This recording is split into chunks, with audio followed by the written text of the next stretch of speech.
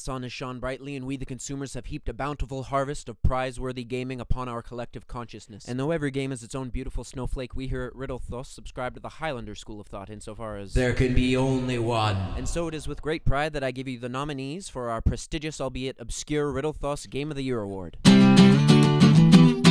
Even though I personally couldn't care less about BioShock 2, given that it's really just more of the same of what was fine to begin with, Ethos gave this selection a big, wet, sloppy thumbs down, calling it uninspired with a shitty ending. In contrast, Riddles could barely contain his torrential approval for Big Daddy's very own video game, placing his big, wet, sloppy thumb for BioShock 2 straight up its hot, quivering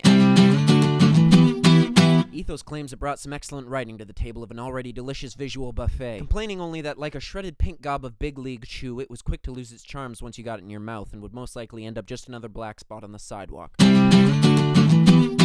The whole thing smacks of time and effort taken to ensure a rich and immersive storytelling experience and world building that goes above and beyond its predecessor's already impressive accomplishments. Even with a smooth and intuitive conversation mechanic and exciting combat, some people think they really could have done without the tedious RPG mechanics. But that's just the shit that some other people get their sick kicks out of.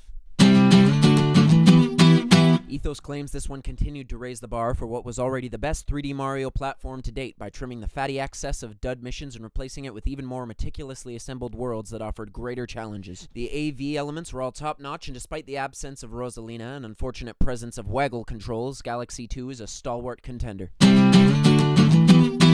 God of War 3 is some of the best and worst visuals of the year, all deeply soaked in its very own addictive brand of hack-and-slash gameplay. Once you've kicked the habit, however, getting your fix just gets tedious, and even if you make it all the way to the end, you end up pretty disappointed.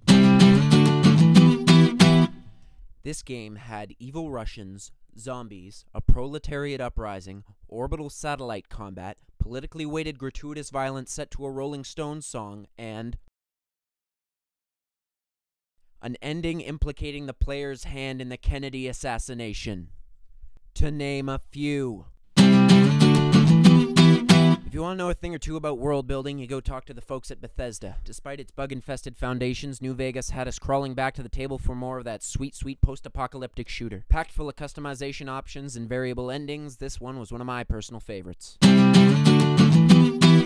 Ethos put this one up for its inspired art direction and extremely palatable blend of Zelda and God of War game mechanics. The fact that the act of opening doors with keys was replaced by plunging haggard blades into the pulpy mass of giant eyes wreathed in flame apparently worked in its favor as well. The characters had some depth, but the story fell flat, and the horse riding seemed to lag the frame rate quite a bit.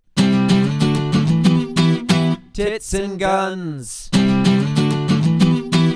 Ethos argues Heavy Rain is really dumb and not a game. I argue Ethos is a baby-eating Nazi sympathizer. Heavy Rain is on the list because it was risky and it did things that no other video game had yet. And if we don't reward that kind of behavior, regardless of its shortcomings, we're going to be stuck playing Mario Galaxy until we're all enslaved by Ethos and his army of fanatic Nazi baby-eaters and are made to toil forever in the infernal depths of his underground hate factory.